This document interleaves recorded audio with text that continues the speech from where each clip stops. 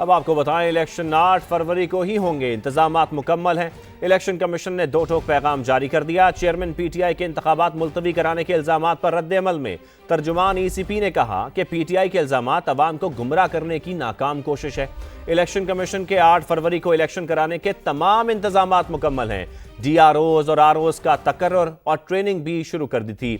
डीआरओज और आरओज की तकर्रुरी की मुअत्तली के बाद की सूरत हाल पर भी गौर किया गया है। जल्द ही इस पर आइंदा का लाए-अमल तय किया जाएगा।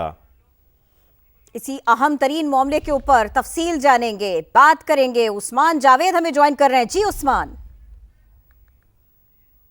जी बिल्कुल, चेयरमैन पीटीआई की जानिब से आज प्रेस कॉन्फ्रेंस में ये तासुर दिया गया कि इंतखाबात मुलतवी कराए जा रहे हैं। इस बयान के ऊपर इलेक्शन कमीशन ऑफ पाकिस्तान ने एक वजाती बयान जारी किया है और इस तासुर को मुस्तरद करते हुए कहा कि इलेक्शन कमीशन ऑफ पाकिस्तान 8 फरवरी को इंतखाबात करवाने के लिए मुकम्मल तौर पर तैयार है और तमाम तैयारियाँ 8 फरवरी को इंतखाबात करवाने के हवाले से मुकम्मल है। और जो चेयरमैन पीटीआई का बयान है, ये अवाम को गुमराह करने की नाकाम कोशिश इलेक्शन कमीशन ऑफ पाकिस्तान ने करार दी। और इसके अलावा इलेक्शन कमीशन ने अपने अलामिये में कहा कि इलेक्शन कमीशन ऑफ पाकिस्तान की जानिब से आरओज और डीआरओज की तकर्री कर दी गई थी और उनकी ट्रेनिंग का मरहला भी शुरू कर दिया गया था, ताकि जब इलेक्शन शेड्यूल का ऐलान किया जा सके तो उसके साथ कागजात नामजदगी का इजरा और उसके साथ साथ कागजात नामजदगी की वसूली की जा सके।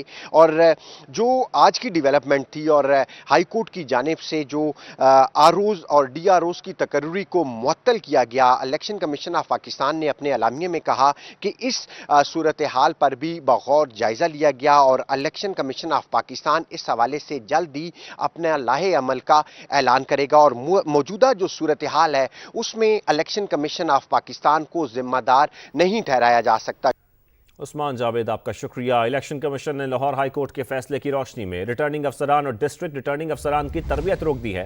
बाज़ाब्ता नोटिफिकेशन जारी कर दिया। इलेक्शन कमीशन ने ब्यूरोक्रेसी से आरओज और डीआरओज लेने का फैसला किया था। पीटीआई की दरखास्त पर लाहौर हाई कोर्ट ने इलेक्शन कमीशन का नोटिफिकेशन मुअत्तल किया था। इस्लामाबाद से उस्मान जावेद मलिक इस पर रिपोर्ट कर रहे हैं। 8 फरवरी 2024 आम इंतखाबात के लिए पत्थर पर लकीर। जहां तैयारियां जारी हैं, वहीं इलेक्शन कमीशन को एक और चैलेंज का सामना है। इलेक्शन कमीशन ने ब्यूरोक्रेसी से आरओज और डीआरओज लेने का फैसला किया था, जिसके खिलाफ तहरीक इंसाफ ने अदालत का दरवाजा खटखटाया और लाहौर हाई कोर्ट ने पीटीआई की दरखास्त पर इलेक्शन कमीशन का नोटिफिकेशन मुअत्तल किया। लाहौर हाई कोर्ट के फैसले के बाद इलेक्शन कमीशन ने भी 11 दिसंबर को अफसरान की तरबियत के हवाले से जारी करदा नोटिफिकेशन मुअत्तल करके ट्रेनिंग रोकने का बाकायदा नोटिफिकेशन जारी कर दिया। चारों सूबाई इलेक्शन कमिश्नर्स को तरबियत रोकने का मरासला भी भेज दिया। आरओज और डीआरओज की तरबियत का अमल रोकने पर chairman PTI barrister Gohar Ali Khan ने इंतखाबात की ताखीर का खदशा जाहिर कर दिया। बोले, लगता है इलेक्शन कमीशन 8 फरवरी को इंतखाबात नहीं कराने जा रहा। इंतखाबात में ताखीर हुई तो सुप्रीम कोर्ट नोटिस लेगी।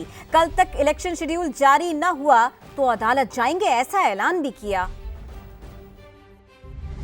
इलेक्शन कमीशन ने जो एक नोटिफिकेशन इशू कर लिया है और इस इलेक्शन कमीशन के नोटिफिकेशन से जो ट्रेनिंग का सिलसिला शुरू होना था आरओज और डीआरओज को, उसको सस्पेंड किया गया है, जिसके साथ ये खदशा पैदा होता है कि शायद इलेक्शन कमीशन 8 फरवरी को भी इलेक्शन नहीं करा रहा।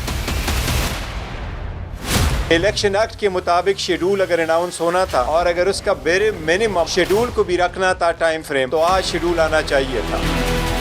सुप्रीम कोर्ट इस पे एक्ट करेगी, सुप्रीम कोर्ट का ऑर्डर है। सुप्रीम कोर्ट ने ही कहा था कि पत्थर पे लकीरें के इलेक्शन होंगे। आज भी इलेक्शन कमीशन एक और नोटिफिकेशन करके जुडिशियल अफसरान की अपॉइंटमेंट करके आगे प्रोसीड हो सकती है।